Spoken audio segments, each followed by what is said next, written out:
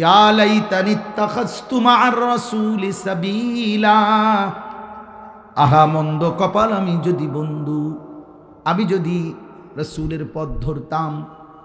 এরপরে দেখো, এরপরের শব্দটা বলার জন্যই আমি এটা পড়ছি। ইয়া ওয়াইলাতা লাইতানি লাম আত্তাখিজ ফুলানান খলিলা। এই খলিল মানে বন্ধু, খলিল মানে কি? বন্ধু। আল্লাহ বলেন প্রত্যেকটা পাপী, খোদার কসম, সেদিন নাফরমান পাপী এই আঙ্গুল কামড়াবে আর বলবে ইয়া ওয়াইলাতা, হায় আমার আফসুস, লাইতানি, আহা আমি যদি, লাম আত্তাখিজ ফুলানান, অমুককে, অমুককে, এ নাম মনে পড়বে, ওই লম্পটকে, ওই নারী লুবিকে, ওই মদখোর গাঁজাখোর ফুট্টাখোরকে, ওই জুয়ারিকে, ওই মানুষ নামের দুষ্ট, আমি যদি খলিলা, বন্ধু না বানাইতাম, বন্ধু না বানাইতাম, বন্ধু না বানাইতাম, তাইলে তো আজ আমিও জাহান্নাম থেকে বাইচা যেতাম। এই আমার কথা শেষ। লাকাদ আদাল্লানি আনি যিকরি বাদা ইজ জাআনি। এই দেখো ভাই, লাকাদ আদাল্লানি আনি যিকরি বাদা ইজ জাআনি, সে তখন আফসোস করবে আর বলবে আহারে, আমার আল্লাহর পক্ষ থেকে তো হেদায়েত আমার কাছে আসছিল, আমগো গ্রামের মসজিদে তো আজান হইতো, আমগো বাড়িতেও তো দেখছি কোরআন শরীফ রাখা ছিল, আমার মাও তো কইছে আমি মুসলমান, আমার বাবাও তো বলছে আমি মুসলমান, আমাগো গ্রামে কত হুজুর, কত আলেম, কত ইমাম, কত বক্তা, তারাও তো চিৎকার করে করে বলছিল, আমার আল্লাহর দিকে ডাকছিল, কিন্তু আদাল্লানি, বন্ধু নামের ওই চরিত্রহীন, বন্ধু নামের এই শয়তান, ওই না আমারে পথভ্রষ্ট করে দিল, ও না আমারে বরবাদ করে দিল। আহা, আমি তো এমন ছিলাম না। কোনো বাচ্চা তো মদখোর হয়ে জন্মায় না, কোনো বাচ্চা তো নেশাখোর হয়ে জন্মায় না, কোনো বাচ্চা তো জুয়ারি হয়ে জন্মায় না, কোনো বাচ্চা তো বেবিচারী জিনাকার হয়ে জন্মায় না রে আব্বা, কোনো বাচ্চা তো উলঙ্গ ছবি দেখতে দেখতে বড় হয় না। বন্ধু নামের কোনো হাইওয়ান, বন্ধু নামের কোনো শয়তান ওরে নারীর আসক্ত বানাইছে, মদের আসক্ত বানাইছে, জুয়ার আসক্ত বানাইছে। নাউযুবিল্লাহ, নাউযুবিল্লাহ। ওয়া কানা আশ-শাইতানু লিল ইনসানি খাযুলা। আল্লাহ তাআলা বলেন শয়তান প্রতিনিয়ত মানুষকে পদস্খলন করতে চায়, আল্লাহর থেকে ফিরাইতে চায়। তোমরা মনে রেখো। অতএব আমার ভাই, এই নবীনগর, নবীপুর ফ্রেন্ডস ক্লাব, আজকে আমি যে কয়জন তোমরা এখন উপস্থিত এখানে ফ্রেন্ডস ক্লাবের সদস্য, তোমাদের কাছে আমার একটা অনুরোধ, তোমরা হয় এক সাইডে দাঁড়াও, নয়তো হাত তোলো। যারা যারা এই ক্লাবের সদস্য, যারা আছো, দাঁড়িয়ে থাকলে দাঁড়াও, দাঁড়ানো আছো, আর নয় বসা থাকলে দাঁড়াও। দাও, এই সাইডে দাও, এই সাইডে দাও, আও এই সাইডে।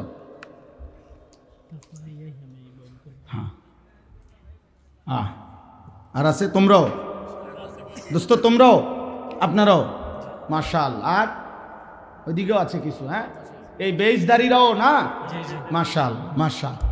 আমি তোমাদের কাছে অনুরোধ ভাই, কোরআনুল কারীমের শেষ কথা হলো আমার, আল্লাহ কোরআনে বলছেন আল আখিল্লাউ ইয়াউমা ইদিন বা'দুহুম লিবা'দিন আদুউন ইল্লাল মুত্তাকিন। এই আমার শেষ কথা। আল্লাহ কিয়ামতে বলছে, কিয়ামতের দিন দুনিয়াবি যত বন্ধুত্ব ছিল, সকল বন্ধুরা পরস্পরের শত্রু হয়ে যাবে, একমাত্র মুত্তাকিন যারা একজন আরেকজনকে গুনাহ থেকে বাঁচানোর উদ্দেশ্যে অথবা নেক আমলে অভ্যস্ত করার উদ্দেশ্যে যাদের মধ্যে বন্ধুত্ব ছিল, খোদার কসম আল্লাহ বলে তারা আখিরাতে হাসরের ময়দানেও বন্ধু থাকবে। কোথায় বন্ধু থাকবে? হাসরের ময়দানে, মুত্তাকি। এবং আরো মজার কথা হইল, আল্লাহ সেদিন বলবে উদখুলুল জান্নাতা আনতুম ওয়া আজওয়াজুকুম তুহবারুন। আল্লাহ বলে যদি বন্ধুত্বটা তাকওয়ার ভিত্তিতে হয়, যদি বন্ধুত্বটা গুনাহ ত্যাগের ভিত্তিতে হয়, যদি বন্ধুত্বটা আল্লাহর ইবাদতের ভিত্তিতে হয়, খোদার কসম আল্লাহ বলছে, আল্লাহ নিজে ডাক দিয়ে বলবে, হে আমার মুত্তাকি বান্দারা, তোমরা প্রত্যেকেই তোমাদের তাকওয়ার বন্ধু, জীবন চলার পথে যারা ছিল বন্ধুদেরকে সাথে নিয়ে খুশি চিত্তে জান্নাতে ঢোকো। অতএব আমি তোমাদের কাছে ওসিয়ত করে গেলাম, আর কোনো দিন যদি আমি বলতে না পারি, তোমরা কমপক্ষে বলো যে তোমাদের এই ফ্রেন্ডস ক্লাব, তোমাদের এই বন্ধু ক্লাব, তোমাদের এই দোস্ত ক্লাব ইমানের বন্ধুত্ব, বলো ইনশাআল্লাহ। তাকওয়ার বন্ধুত্ব, বলো ইনশাআল্লাহ। গুনাহ থেকে ফেরাবো আমরা ইনশাআল্লাহ, আল্লাহর দিকে ডাকবো আমরা ইনশাআল্লাহ, বলো নওজোয়ান ইনশাআল্লাহ। একটা একটা যুবককে ফিরাইবা, বলো ইনশাআল্লাহ। ফজরের নামাজের জন্য প্রয়োজনে হ্যান্ড মাইক কিনা দুয়ারে দুয়ারে ফজরের নামাজের জন্য ডাকো ইনশাআল্লাহ। দেখবা ফজরের মুসল্লি বাড়বে, ফজরের যুবক বাড়বে, ফজরের কিশোর বাড়বে, মাহাদির সৈনিক বাড়বে, শহীদ শরীফ ওসমান হাদির উত্তরসূরি আবার তৈরি হবে, বাংলার আকাশে কালেমার পতাকা উড়বেই উড়বে ইনশাআল্লাহ, ইনশাআল্লাহ, ইনশাআল্লাহ। নারায়ে তাকবীর, আল্লাহু আকবার, নারায়ে তাকবীর, আল্লাহু আকবার। তুমি কে আমি কে, তুমি কে আমি কে, হাদি হাদি, নারায়ে তাকবীর। আজকে বাংলাদেশে আলহামদুলিল্লাহ, বাংলাদেশের প্রতিটা স্কুল, কলেজ, ইউনিভার্সিটিতে এই মুহূর্তের খবর হইল, প্রতিদিনকার খবর হইল, যেখানেই যেই কোনো আন্দোলন, যেখানেই যেই কোনো প্রতিবাদ, যেখানেই যেই কোনো বিজয়, যেখানেই যেই কোনো সফলতা, প্রত্যেক জায়গায় প্রথম আওয়াজ নারায়ে তাকবীর। জানো মিয়া, খবর লাগাও, দেখো সারা পোলা মাইয়া সব একসাথে স্লোগান দেয় নারায়ে তাকবীর। ইনকিলাব জিন্দাবাদ, ইনকিলাব জিন্দাবাদ, ইনকিলাব, জিন্দাবাদ, নারায়ে তাকবীর, আল্লাহু আকবার, নারায়ে তাকবীর। আল্লাহু আকবার। আল্লাহ কবুল করেন, আল্লাহ ভালো রাখেন। আমিন। সব ভাই বসো। আব্বা আমার প্রিয় ছাত্র, আমার প্রিয় সাগরিদ, আমার সারা বছর সারা জিন্দিগির এই কিশোর যুবকের যত কাজ আমি করি, আমার এই কাজের আমার যে সহকারী, যে আমার সাথে সব কাজে আমাকে সহযোগিতা করে, আমার একান্ত প্রিয় ছাত্র, যে আমার ফিকির লালন করে, যে আমার মেজাজ লালন করে, আমার প্রিয় ছাত্র, প্রিয় সাগরিদ হযরত মাওলানা ইয়াহইয়া ইউনুসী। আলহামদুলিল্লাহ, মাওলানা এখন বয়ান করবে। মাওলানার বয়ানের মাধ্যমে ইনশাআল্লাহ মাহফিল সামনের দিকে চলবে। আপনারা উঠাউঠি করেন না। আল্লাহ তাআলা আপনাদেরকে তৌফিক দেন, কবুল করেন, আমিন। এশার নামাজ পড়লা নাকি? ছি ছি ছি ছি বেটা, তোদের যাদের কপালে এশার নামাজের সেজদা নাই, এক ওয়াক্ত না, থু তোর কপালে বেটা, থু তু তোর কপালে। যা বেটা, তুই বেটা, মন চাইলে উঠে চলে যাবে। নির্লজ্জ, বেহায়া, দুশ্মন, আল্লাহর দুশ্মন বেটা, তুই নবীর দুশ্মন বেটা, মায়ের কলঙ্ক বেটা, তুই বাবার অপমান, তুই তোর মায়ের দুধের বেইজ্জতি, মায়ের গর্ভের অপমান বেটা। মুসলমানের সমাজে মুসলমানের কলঙ্ক বেটা তোমরা। তোদের মা তোকে আল্লাহ চিনাইতে পারে নাই, তোদের বাবা তোকে আল্লাহ চিনাইতে পারে নাই, চারিদিকের এত মসজিদ তোদেরকে আল্লাহ চিনাইতে পারে নাই, প্রতি ওয়াক্ত নামাজের আজান তোদেরকে আল্লাহ চিনাইতে পারে নাই, এত মাহফিল তোদেরকে আল্লাহ চিনাইতে পারে নাই, এত আলেম তোদেরকে আল্লাহ চিনাইতে পারে নাই, আল্লাহর কোরআন তোদেরকে মালিক চিনাইতে পারে নাই। মানুষের বাচ্চা হলি কেমনে বেটা?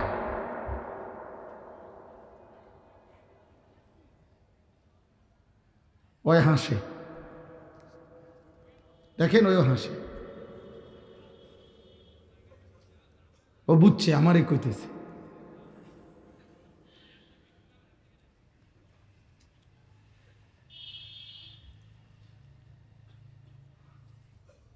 এই জন্য লজ্জা থাকলে বেটা, রক্তে যদি মুসলমানের রক্ত থাকে, এখন উঠে গিয়ে নামাজ পড়ে আগে যা বেটা। বেহায়া মুসলমান হয়ে গেল কেমনে? কোনোভাবেই। আরে কিসের স্লোগান? দুই তিনটা হুঙ্কার, দুই তিনটা জোর আওয়াজে কথা বললেই আমরা এখান থেকে বৈশা ইউরোপ আমেরিকারে ধমক দিয়ালাম। এত সহজ হয়ে গেছে। হ্যাঁ, নাস্তিক মুরতাদ এত সহজেই বয়ে পড়ে যায়। অথচ তারা বাংলাদেশে যারা ইসলাম বিরোধী, যারা মুরতাদ নাস্তিক, যারা ইউরোপের গোলাম, তারা অল্প বেটা, সংখ্যালঘু, তারা সংখ্যাগরিষ্ঠ আমরা মুসলমান। কিন্তু আমরা তাদেরকে ধর্মবিদ্বেষী বলতে পারলাম না। ওরা আমাদেরকে সংখ্যাগরিষ্ঠ মুসলমানের বাংলাদেশে ওরা আমাদেরকে জঙ্গি বলে চালায় দিল।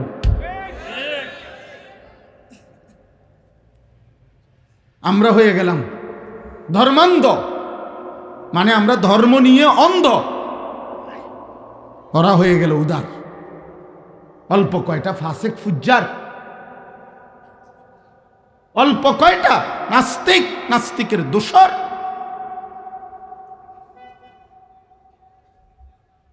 কারণ আমরা তো তোমাদেরকে বুঝাইতে পারলাম না।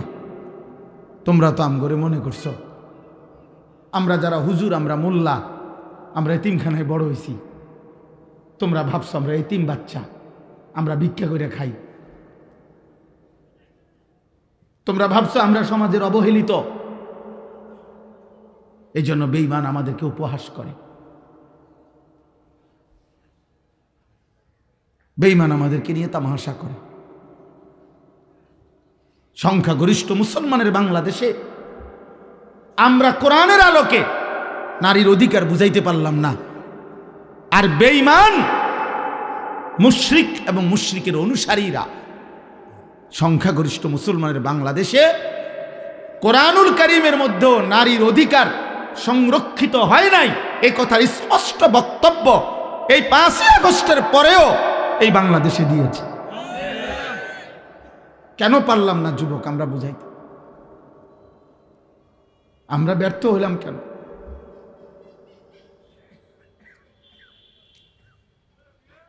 এ জাতির সংখ্যাগরিষ্ঠ মুসলমান, অথচ আমরা প্রত্যেকের জবান দিয়ে আল্লাহর কোরআন তেলাওয়াত করাইতে পারলাম না কেন? বলো, আমরা হেরে গেলাম কেন? তোমরা বলো, এখানে যারা বসছো তোমরা তো সবাই আলহামদুলিল্লাহ মুসলমান আব্বা, কিন্তু এখানে তোমরা দাঁড়ায়া বলো, এক পাশে দাঁড়ায়, যে তোমরা আল্লাহর কোরআন পড়তে পারো না। দেখে দেখেও শুদ্ধ কোরআন শরীফ পড়তে পারবে না একটা পৃষ্ঠা। এই পরিমাণ মানুষের, মুসলমানের সংখ্যা এই মুহূর্তে এখানে বেশি নাকি কম? তোমাদের বিবেক তোমরা দেখা বলো। তাইলে বলো বাপ, আমরা হেরে গেলাম কেন? আমরা ব্যর্থ হয়ে গেলাম কেন?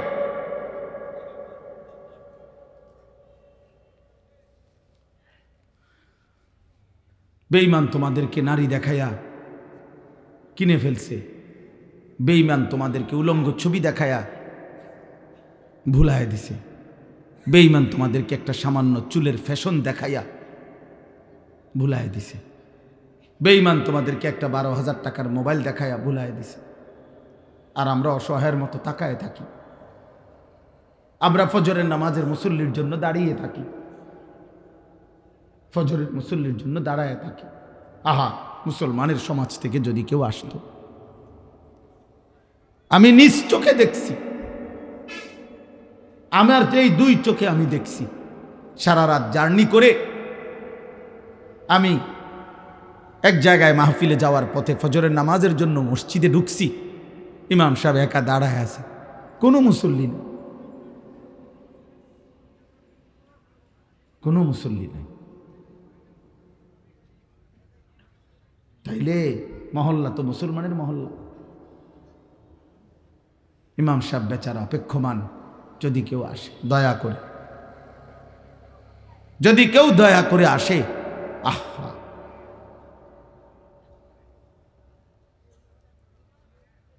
এই জন্য আব্বা আলহামদুলিল্লাহ আমি তোমাদেরকে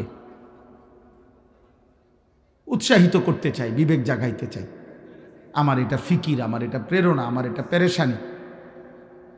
আমি এই অস্থিরতা নেই। আমি আসলে আলাদা কোনো আমারে কেউ যুবকদেরকে বলতে হবে এমন কোনো রাষ্ট্রীয় দায়িত্ব দেয় নাই, এমন কোনো হুজুরও আমারে কেউ দায়িত্ব দেয় না। কসম খোদা কেউ বলেন আমারে আনুষ্ঠানিকভাবে কোনো অফিসিয়াল লিডার কোনো আমারে মন্ত্রণালয় দিছে না কেউ, যে আপনার দায়িত্ব যুব মন্ত্রণালয়, আপনার দায়িত্ব কিশোর মন্ত্রণালয়, আমারে কোনো এমন কিছু কেউ বলে না।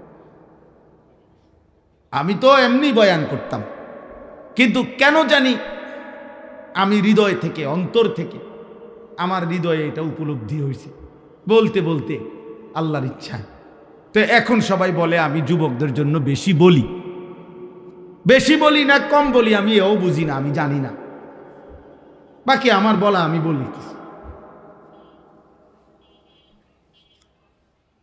বলতেছি এতটুকুই।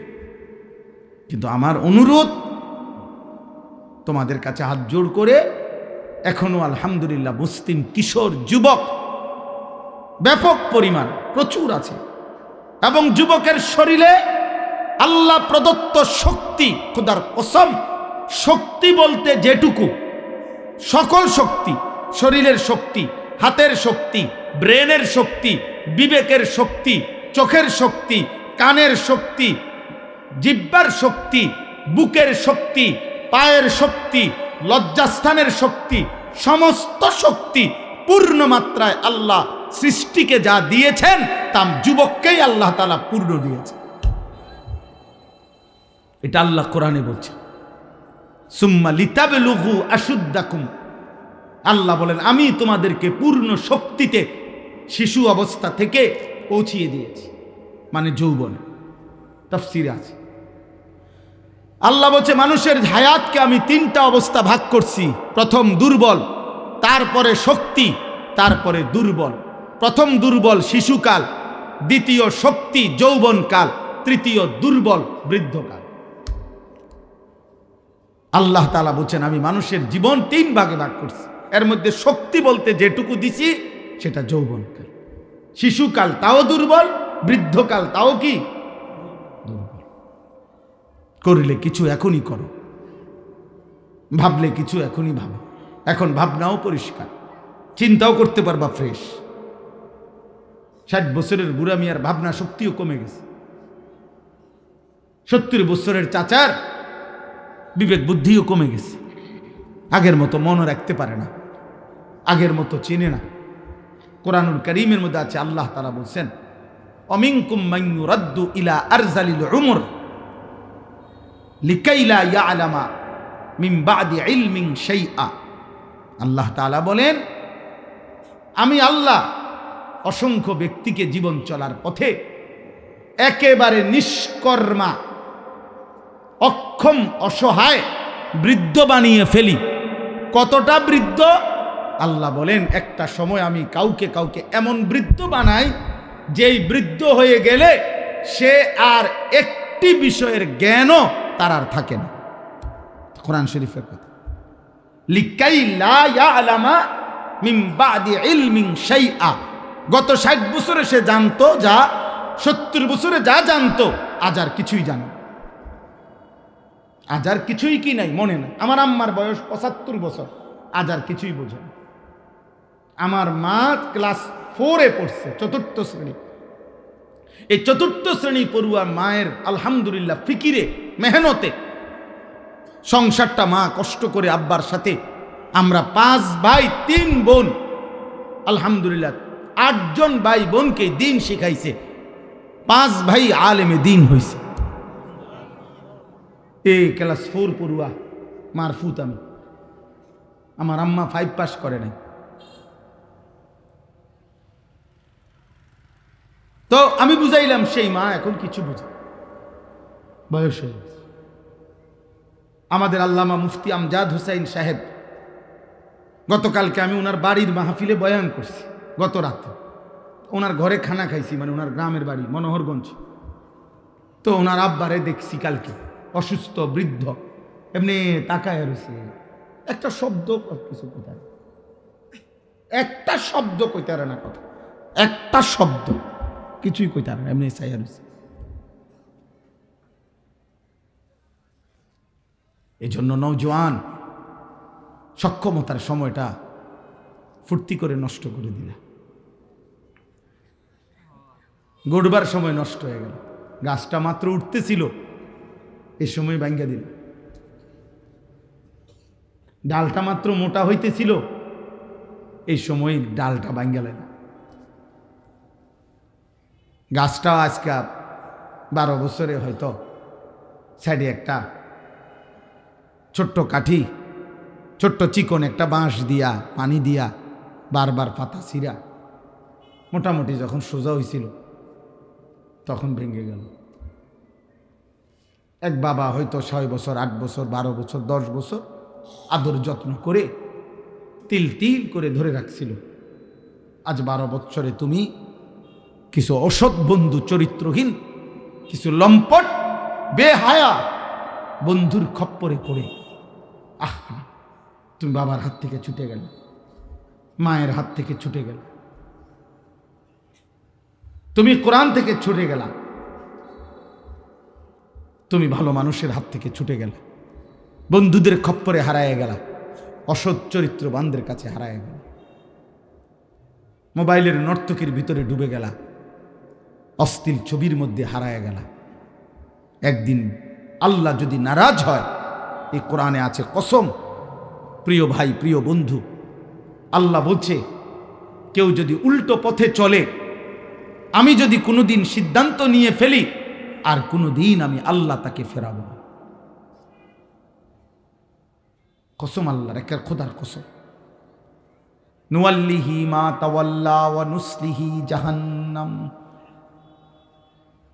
আল্লাহ বলে আমার বন্ধুর বিরুদ্ধাচরণ যে করতে থাকে, আমার প্রকৃত ইমানদার মুমিন যেই পথে চলতে থাকে, এই উল্টো পথে যে চলে, ওমান ইউশাকিকির রাসূলা মিন বাদি মা তাবায়্যানা লাহুল হুদা ওয়া ইয়াত্তাবি' গায়রা সাবিলিল মুমিনিন নুওয়াল্লিহি মা তাওয়াল্লা ওয়া নুসলিহি জাহান্নাম। আল্লাহ বলেন আমার রাসূলের বিরুদ্ধাচরণ যে করবে, আমার ইমানদার মুমিনদের যেই পথ তার উল্টো পথে যে চলবে, একদিন সত্যি সত্যি আমি আল্লাহ তারে উল্টো পথেই চালাবো। ওয়া নুসলিহি জাহান্নাম, উল্টো পথেই একদিন জাহান্নামে ফেলে দেব।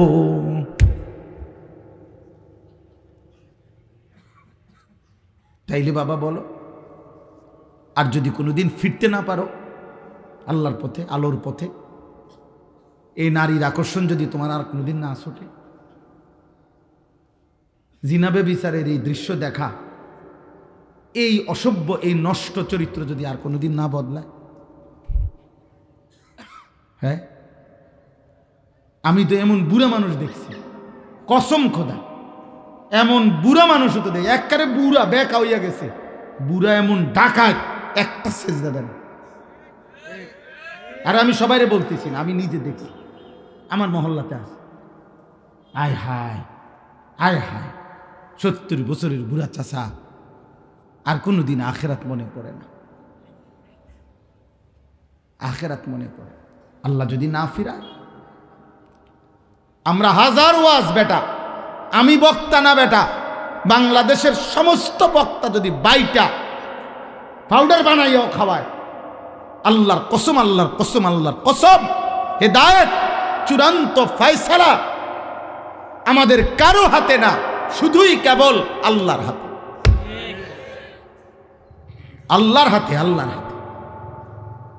আমরা শুধু বলে যাই আমরা ফেরিওয়ালা, যে শুধু পণ্যের ঘোষণা দিতে থাকি, যে রবের কথা বলতে থাকি, আসমানওয়ালার কথা বলতে থাকি, বলতেই আছি, বলতেই থাকি, কিন্তু ফয়সালা করে কে?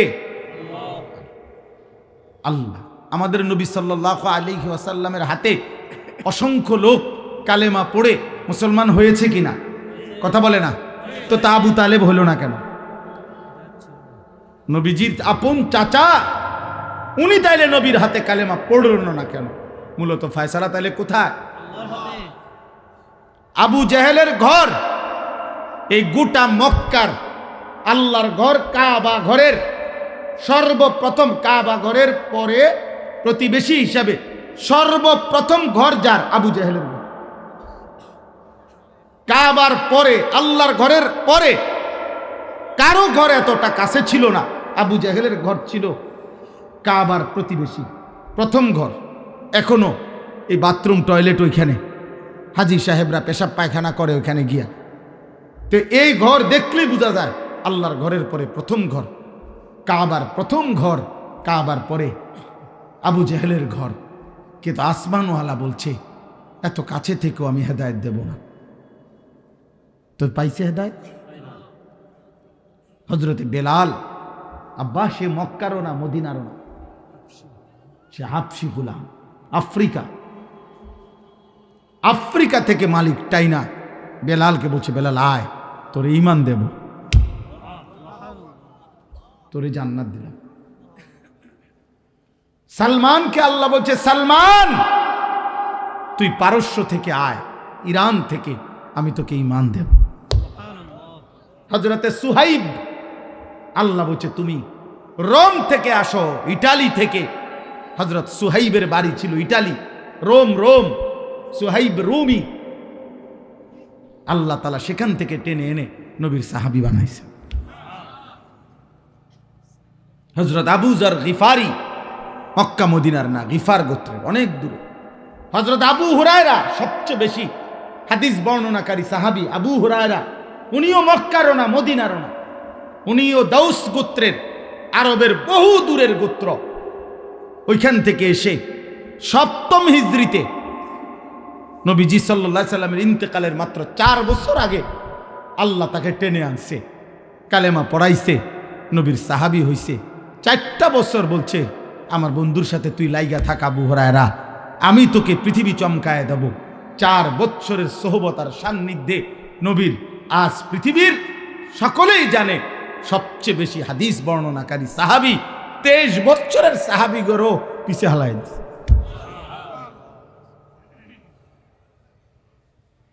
আল্লাহ গায়ে দিছে।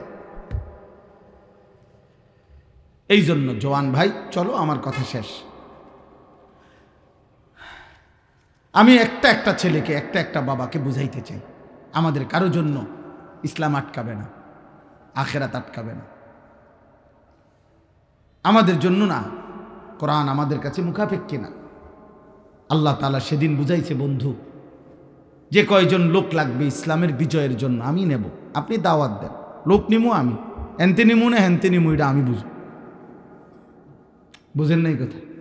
মক্কার থেকে নেমু না মদিনার থেকে নেমু, না ইরান থেকে নেমু না ইউরোপ থেকে নেমু, এটা আমি বুঝব। লোক নেব আমি। কিন্তু আপনি দাওয়াত দেন, আপনি বলেন, আপনি নিজস্ব সিদ্ধান্তে ফয়সালা দিতে পারবেন না, হেদায়েত দিতে পারবেন না। এই জন্য আমরা তোমাদেরকে আল্লাহর হাওয়ালা করছি। তোমরা আলহামদুলিল্লাহ অনেক যুবক, তোমরা আমার এটারে অনুরোধ, আমি কোরআন হাতে ধরে বললাম, তোমরা আমার এটারে জনপ্রিয়তা মনে করো না। আমি ব্যক্তিগতভাবে কোনো দল পার্টির সাথে আমার কোনো সম্পৃক্ততা নেই, কাজে আমার কোনো জনপ্রিয়তার দরকার নেই। আমি আবারও বলি, আমি জনসমর্থন চাচ্ছি না, আমার এটা লাগবে না। আমারে আনবার জন্য ওরা মোটরসাইকেল নিয়ে গেছে, অনেকগুলো ছেলে, বহুত মোহব্বত করেই গেছে, আমি জানি, আশা করেই গেছে, কমপক্ষে 20-25টা মোটরসাইকেল, অসম্ভব। ওই একটা ছেলে দাঁড়ায় থাকলে আমি যাইতাম। যে ছেলে আমার আগায় দিতে কইছে, ওই আমার গাড়ি তুলতে চাইছে, আমি না, তুই আমার নাম গাড়িতে নাম, তোমার লোকও যাইতাম। পরে গাড়িতে নামাই দিছে, পরে আলাদা কোনো অটো না সিঞ্জি দিয়েছে, ও খবর না, তোমার লোক যাইতাম। আমি হুলস্থুল দিয়ে করুম কি? আল্লাহ তাআলা সমস্ত যুবকদেরকে কবুল করেন।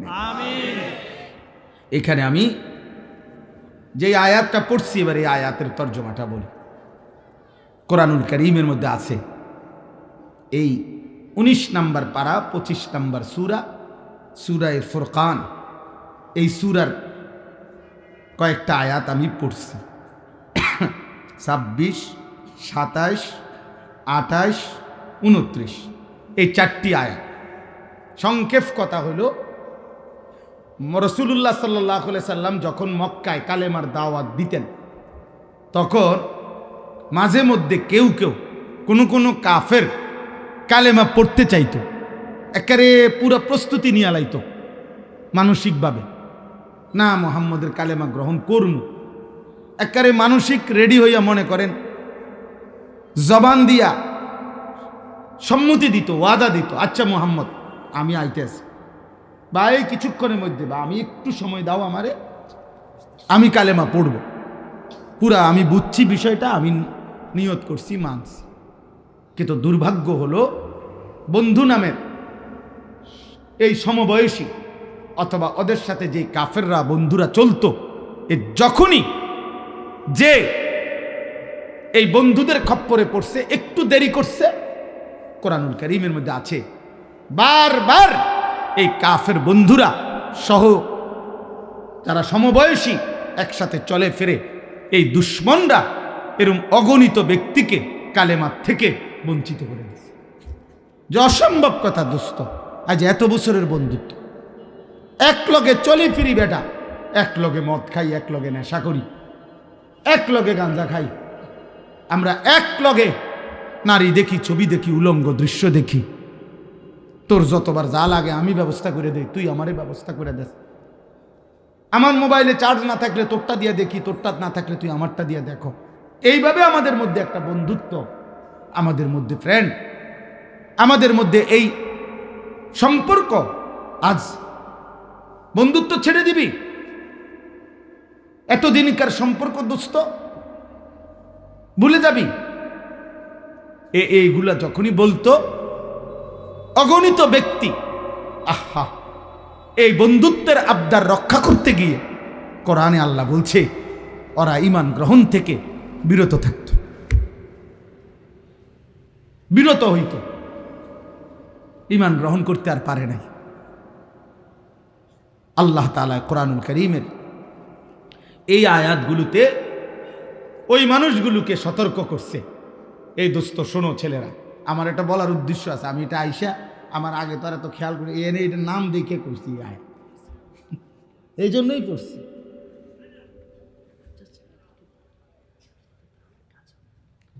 মানে এখন নামটাতে সুন্দর, ফ্রেন্ডস ক্লাব, দোস্ত ক্লাব, এই দোস্ত ক্লাবের জন্যই বলছি আয়, এটা দেখেই আমি আয়াত করছি। আমি আরেকখান দিয়া পড়ব নিয়ত করছিলাম কোরআন শরীফের, কিন্তু ওই নাম আইসা দেখা তাৎক্ষণিক এখান থেকে পড়ছি ফ্রেন্ডসের জন্য।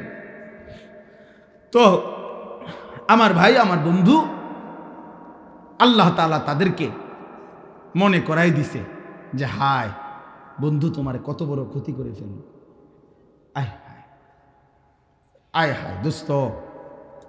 সে হয়তো বলছিল দোস্ত হুজুরের কথাগুলো ভাল লাগছে রে, নারী নামাজ পড়মু রে, আরে দূর বেটা, বেটা দাঁত ফালাই তুমি বেটা, পাগল কোথাকার বেটা, এরকম কত হুজুর আইয়ে যায় বেটা, চিনি না বেটা, হুজুরের মধ্যে তো কত বেটা সদর বদর আছে বেটা, হুজুরের তো কথার স্টেশন নাই, এই মানে আমরা দিলওয়ারি, তোমার দিলওয়ারি শেষ করে, তোমার হিম্মত, তোমার মনোবল, তোমার একটু এগিয়ে আসার প্রেরণা এই বন্ধু নামের এই বেঈমান, বন্ধু নামের এই শয়তান শেষ করে দিল।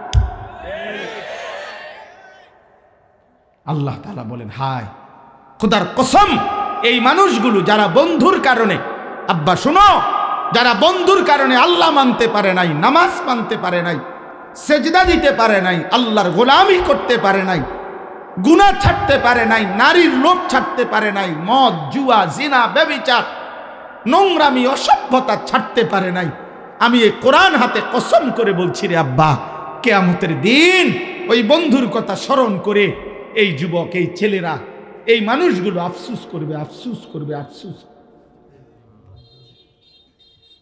আফসোসটা কেমন আফসোস? আল্লাহ বলেন দেখো, আল মুলকু ইয়াউমাইদিনিল হাক্কু লির রহমান। আল্লাহ তাআলা বলে বান্দা শোনো, ক্ষণিকের সাময়িক জীবিত থাকাকালীন কিছু মালিকানা দুনিয়ার মধ্যেও আমি দিয়েছিলাম তোমাদেরকেও। তোমারে বলছি তুমি এই 10 শতকের মালিক, তোমারে কইছি তুমি এই 30 শতকের মালিক, তোমারে বলছি তুমি এই গাড়িটার মালিক, তোমারে বলছি তুমি এই গাড়িটার মালিক, বাড়ির মালিক। আচ্ছা এডিরে তুমি মালিক কইছো নিজেরে, আমি আল্লাহ কিছু কই নাই। আচ্ছা ঠিক আছে, যে আর যে কয়দিন সুবিধা এ কয়দিন মালিক বনো, মালিক হইতে থাকো। কিন্তু আল্লাহ বলছে বান্দা একদিন মনে রেখো, এমন একটা দিন আসবে যেদিন আমি আল্লাহ বললাম, যেদিন সমস্ত প্রথম ব্যক্তি থেকে শেষ ব্যক্তি, আদম থেকে ইসরাফিলের ফু পর্যন্ত সকলেই একটি মাঠে একত্রিত হবে। সেই হাসরের মাঠে কারো কোনো ন্যূনতম জাররা পরিমাণ মালিকানা থাকবে না। সেদিন সমস্ত কিছুর মালিক হব আমি আল্লাহ একাই। আল মুলকু ইয়াউমাইদিনিল হাক্কু লিররহমান। সেদিন নিশ্চিত সত্য কথা যে হাসরের দিন আল্লাহ বলেন বাদশাহী মালিকানা শুধুই আল্লাহর জন্য, আল্লাহর জন্য। আর ওয়াকানা ইয়াউমান আলাল কাফিরিনা আসীরা।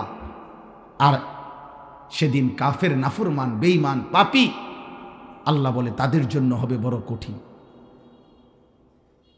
কঠিন।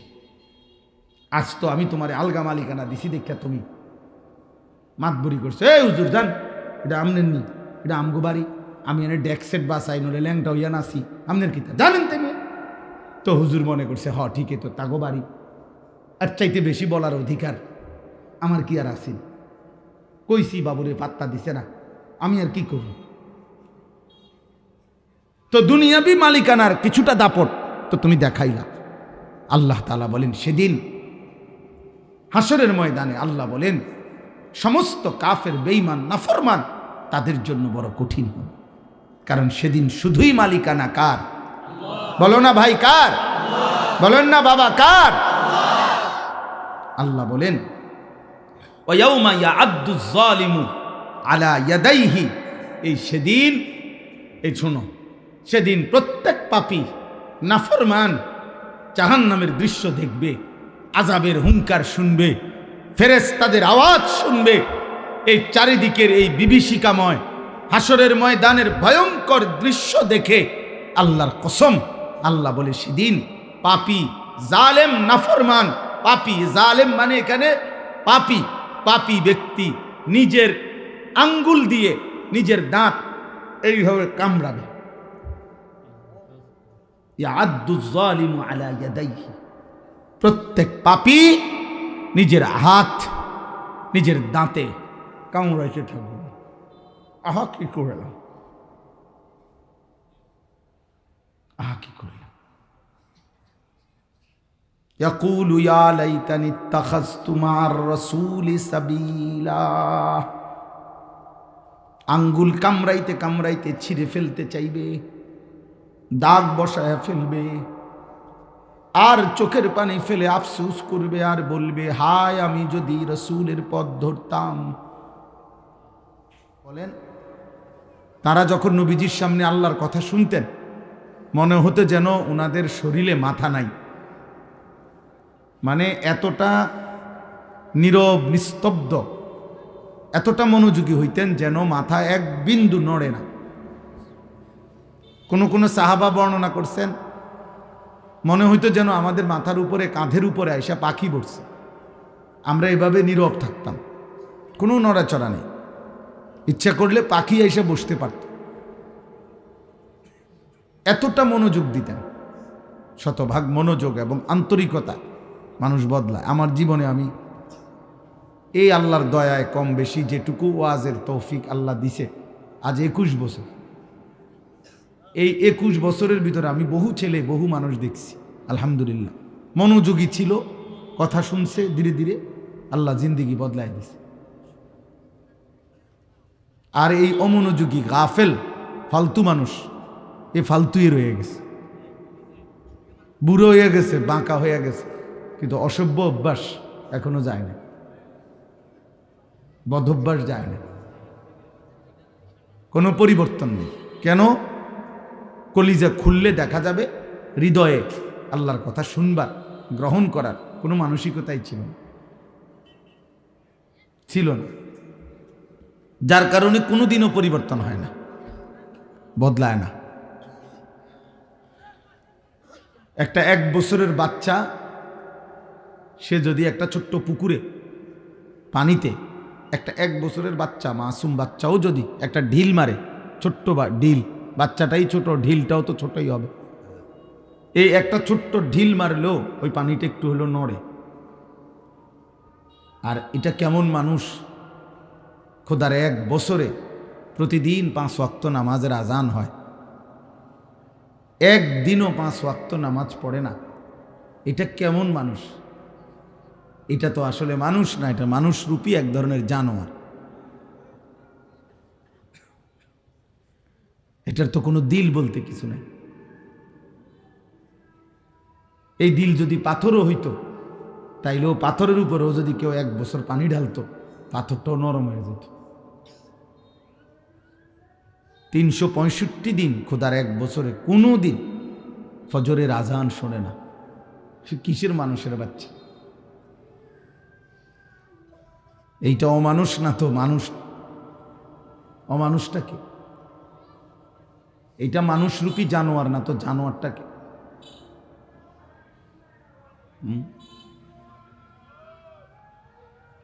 এই জন্য বললাম বেটা, মানুষ হও, ইনসান হও,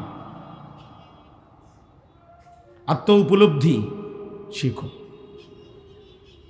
এই হুড়াহুড়ি, লাফালাফি, ফালাফালি, মোবাইল, ভিডিও, ছবি, বেডা বেডি, চটপটি, বুট বাদাম, খেলতামাশা, এটা পাগল ছাগলের জীবন, মাতাল প্রতিবন্ধীর জীবন। বাবা, জীবনের কোনো আগা নাই, মাথা নাই, রাত নাই, দিন নাই, ইজ্জত নাই, সম্মান নাই, ভদ্রতা নাই, আখলাক নাই,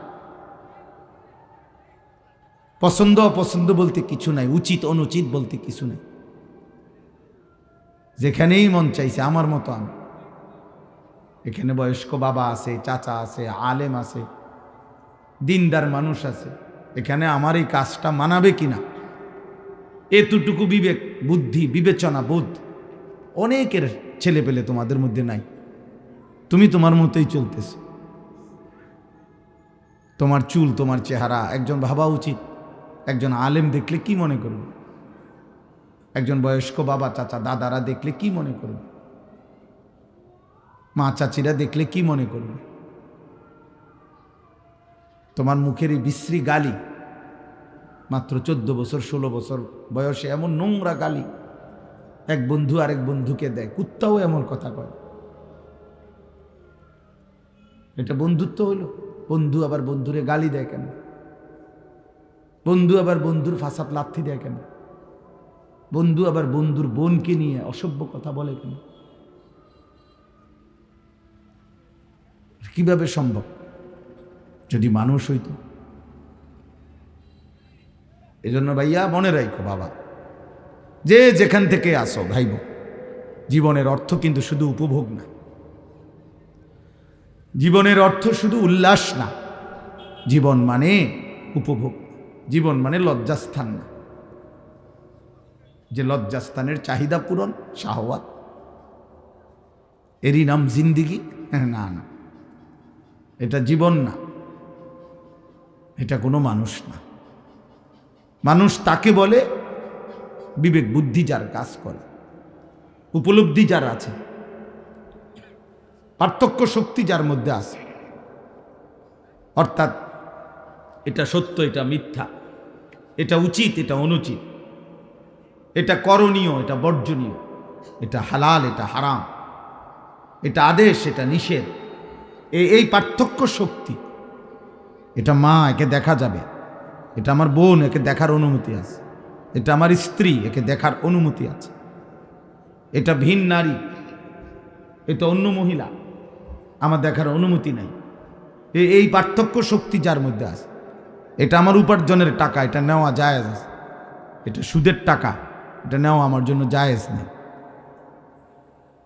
এই যে পার্থক্য শক্তি, হালাল হারাম, এটা কুকুর, এটা খাওয়া জায়েজ নেই, এটা ছাগল, এটা গোশত খাওয়া জায়েজ, এই যে পার্থক্য, এইটুকু শক্তি খোদার কসম যার মধ্যে নাই, এই বিবেচনা বোধ, পার্থক্য শক্তি, অমানুষ না, ও জানোয়ার। আমি বললাম ওরে জানোয়ার বল, আরো যদি ভয়ঙ্কর বলতে হয় তো এই আচরণ কুত্তার আচরণ।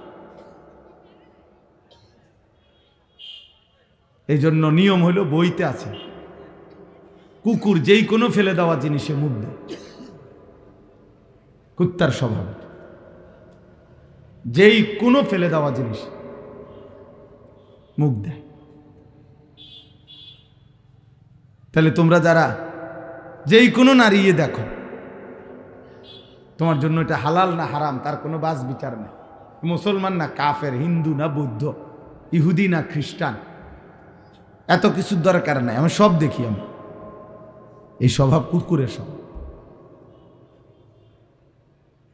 কিতাবে আছে, আমরা পড়ছি, বাঘের স্বভাব। বাঘ প্রাণীর মধ্যে সে কখনো এমনি ফেলে রাখা গোশত মুখ দেয় না। জঙ্গলের বাঘ নিজের শিকার করা গোশত ছাড়া সে খায় না। এটা তার আত্মমর্যাদা, আত্মসম্মান, এটা তার প্রেস্টিজ। এই জন্য আমি এটা কখনোই আহামরি কিছু মনে করি। অনেক ছেলে হইছে, কম হইছে, বেশি হইছে, অনেক মানুষ হইছে, না হইছে, হইলেই কি না হইলেই কি, হইলেই কি আর না হইলেই কি। আমি তো এটা ইয়াকিনের সাথে বিশ্বাস করি, একজনের কাছে আল্লাহর কথা বললে সওয়াব হয়, সওয়াব হয়। যদি একজনও না থাকে, নিজের সাথে নিজে বোঝাপড়া করলেও খোদার কসম সওয়াব হয়। আমি যদি আমার সাথেও বোঝাপড়া করি, ওয়াল তানজুর নাফসুম মা কদ্দামাত লিগাদ, এ তো কোরআনের আয়াত। আল্লাহ বলে প্রত্যেকটা প্রাণ, প্রত্যেকেই পৃথক পৃথক লক্ষ্য করো, হিসেব করো, আজ দুনিয়া থেকে আগামীকালকের আখিরাতের জন্য তুমি কি পাঠিয়েছো, তুমি তোমার লগে হিসাব করো।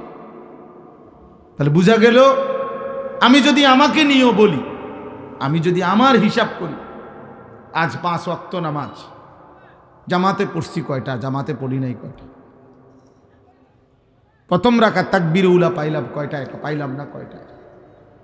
অতএব আমি আজকে এশার নামাজ 1 রাকাত পাইছি, এখন ওইখানে ওযু করে যাইতে যাইতে দেরি হয়ে গেছে।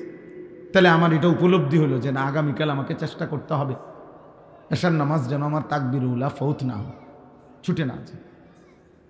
তাহলে আমি যদি আমার সাথেও বোঝাপড়া করি, এটাও নেকি, এটার মধ্যেও সওয়াব আখিরাত।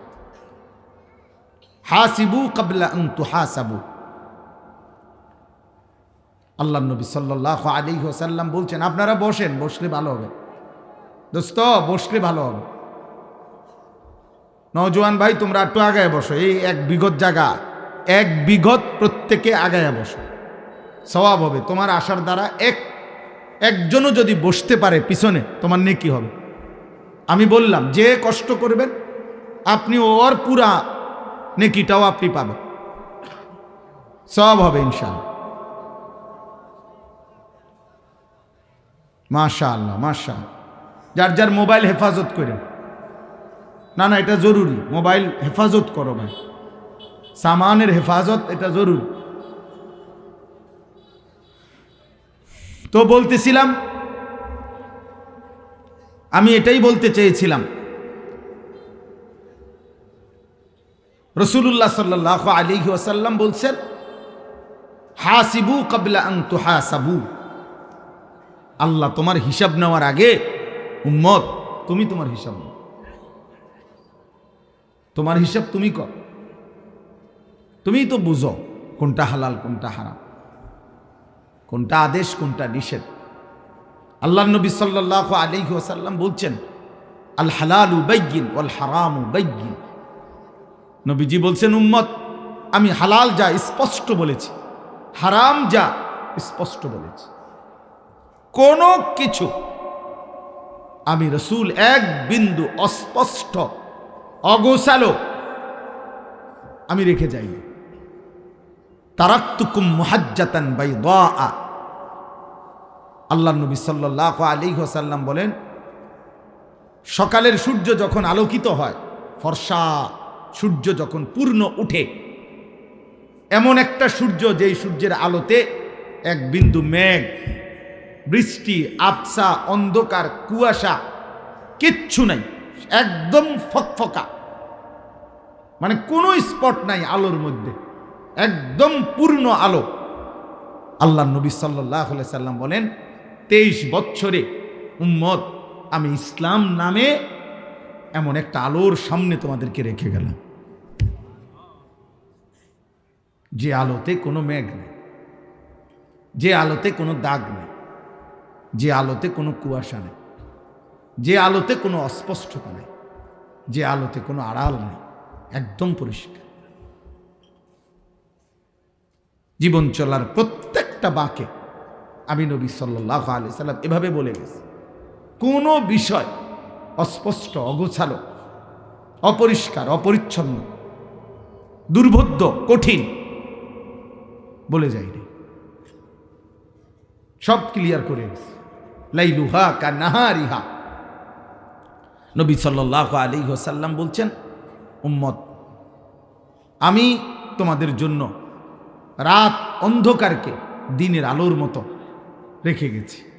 অর্থাৎ গভীর রাতে একাকিত্বে যত রকমের প্রয়োজন মাসআলা হইতে পারে, জরুরত, সব আমি বলে গেছি। মানুষের টয়লেট বাথরুম একাকী বিষয়, টয়লেট বাথরুমের বিষয়টা, মানুষের রাত্রিবেলার ঘুম তার একটা পৃথক অন্ধকারের বিষয়, মানুষের স্বামী স্ত্রীর সম্পর্ক গোপন বিষয়। আল্লাহ নবী সাল্লাল্লাহু আলাইহি ওয়াসাল্লাম বলেন, সেই কথাগুলো আমি শতভাগ স্পষ্ট বলে গেছি, অস্পষ্ট রাখিনি, একদম পরিষ্কার বলছি। দুনিয়ার বাজার, ব্যবসা, লেনদেন, রাষ্ট্র, রাজনীতি, ঘর, সমাজ, যেমন আমি পরিষ্কার বলছি সব বিষয়, একাকী, একান্ত, ব্যক্তিগত, পারিবারিক, স্বামী স্ত্রী, অথবা শুধুই তোমার বিষয়, তাও বলেছি, তাও বলেছি। কোন পাও দিয়া বাথরুমে ঢুকবা, কোন পাও দিয়া বের হবা, বাথরুমে ঢুকে পরনের লুঙ্গি, প্যান্ট, পায়জামা কখন খুলবা, ওইটা পর্যন্ত নবী বলে গেছে। কয়টা ঢিলা ব্যবহার করবা, টয়লেট পেপার, নবীজি বলে গেছে। শীতকালে ঢিলা ব্যবহার করবা সামনের দিক থেকে পিছন দিকে, না পিছন দিক থেকে সামনের দিকে, গরমকালে কোন দিক থেকে, আমি রাসূল সাল্লাল্লাহু আলাইহি সাল্লাম নবীজি তাও বলে গেছে, তাও বলে গেছে। এভাবে শিখাইছেন, এভাবে উম্মতের কাছে একটা সুতা অস্পষ্ট রেখে যাবে। দুর্ভাগ্য উম্মত, বিশেষ করে নওজোয়ান, যখন শিখার সময়, যখন নিজেকে গড়ার সময়, যখন নিজেকে সাজানোর সময়, তখন তোমরা লাওয়ারিসের মতো, কে মা, কে বাবা, কে আল্লাহ, কে রাসূল, কে সৃষ্টিকর্তা, কে বানাইলো, কোত্থেকে আসলা, কে কেন বানাইলো, কেউ তোমার উপরে কোনো দায়িত্ব দিছে কিনা, তোমার কোনো করণীয় আছে কিনা, কিচ্ছুর খবর নেই। অগণিত ছেলের চুল, চেহারা দেখলে বোঝা যায়, চলাফেরা দেখলে বোঝা যায়। এখানে যদি এই মুহূর্তে এখন 1000 ছেলে বসে থাকো, 950 ছেলের চেহারা দেখলে বোঝা যায়। এশার নামাজের সেজদা দেয় না, হায় বেয়াদব, কেন বসলি? আল্লাহর দুশ্মন, একটা সেজদা দিতে মন চাইল না তোর, কেন বসলি? মৌলবীর ওয়াজ শুনে করবি কি বেটা? বক্তার ওয়াজ শুনে করবি কি? তোমরা তো জানতা আমার ওয়াজ শুনবা, মনে করো কম বেশি প্রস্তুতি ছিল অনেকে, শুনছো মাইকিং হয়তো, তো ঠিকই তো আছে। তো যেহেতু নিয়ত করছিল আল্লাহর কথা শুনবা, তো এশার নামাজ পড়লা না কেন? সাদাকাল্লাহু মাওলানাল আযীম। وقال نبينا صلى الله عليه وسلم المرء على دين خليله فلينظر أحدكم من يخالل اللهم صل على محمد وعلى آل محمد كما صليت على إبراهيم وعلى آل إبراهيم إنك حميد مجيد اللهم بارك على محمد وعلى آل محمد كما باركت على إبراهيم وعلى آل إبراهيم إنك حميد مجيد سبحانك لا علم لنا إلا ما علمتنا إنك أنت العليم الحكيم الحمد لله আল্লাহ পাক রব্বুল ইজ্জত জুল জালাল ওয়াল ইকরামের ফজল কারাম রব্বুল আলামিনের অপরিসীম ইহসান মেহেরবানি দয়া আল্লাহ তাআলা আমাদেরকে আজ 9 জানুয়ারি 2026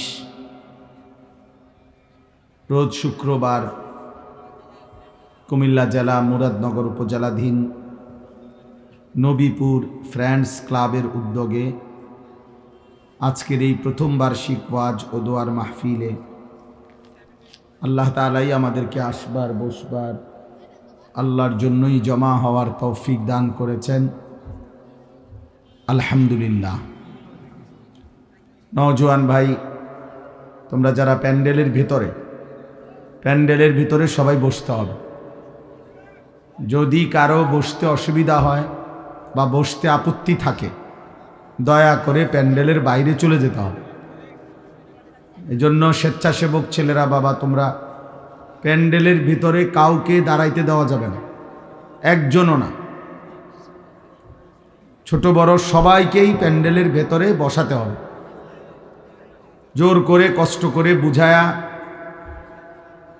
প্রত্যেকটা স্বেচ্ছাসেবক ভাই, তোমরাও হই হুল্লোড় না করে দয়া করে ভেতরে ঢুকে একান্ত বাইরে যাদের কাজ নাই তোমরাও শোনো, তোমাদের উপকার হবে। মাহফিলের মনে রাখতে হবে প্রত্যেকটা কথা। যিনি বলতেছেন বক্তা, ওনার জন্য, শ্রোতাদের জন্য, আয়োজকদের জন্য, আমাদের সবার জন্যই কোরআনের কথা। আমি আপনি প্রত্যেকেই মুখাতাব, মানে কোরআন আমাকেও সম্বোধন করে বলতেছে, শ্রোতাদেরকেও, আয়োজকদেরকেও। অতএব কোরআনের কথা থেকে সকলেই উপকৃত হওয়ার উচিত। আমাদের মাহফিল আজকে আমরা এত ব্যস্ত ছিলাম যে কিছুই শুনতে পারি নাই, তো তা আগামীকাল কোত্থেকে শুনবেন? আজই শুনতে হবে। যিনি বক্তা, তো উনি ব্যস্ততার কারণে আজকে আমল করতে পারে নাই, তো উনি আরবার আমল করবে কোন দিন? ওনারও তো এটাই হায়াত। এই জন্য দোস্ত, প্রত্যেকের সাধ্যমতো চেষ্টা করা উচিত আল্লাহর কথা শোনা। দ্বিতীয় কথা হলো, একজনও মোবাইল হাতে ধরে ভিডিও রেকর্ড করা যাবে না। আমি স্পষ্ট নিষেধ করলাম, এটা আমার আদেশ। এরপরে আমি যাকেই দেখব হাতে মোবাইল ধরে, আমি তারে সর্বোচ্চ ধমক দিয়ে চেষ্টা করব বাহির করে দিতে। না পারলে ইনশাআল্লাহ ছেলেরা যারা স্বেচ্ছাসেবক তাদের সহযোগিতা নিয়ে বাহির করে দেব।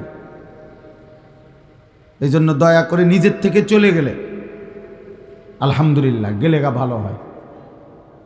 যদি কেউ এরকম মনে করে যে না হুজুর আপনার ওয়াজ তাহলে আমি শুনলাম না, আপনারও আমি বললাম না, দয়া করে চলে গেলে ভালো। কিন্তু দোস্ত, ভিতরে বসে অবশ্যই একজনও মোবাইল হাতে ধরে ভিডিও রেকর্ড করা যাবে না।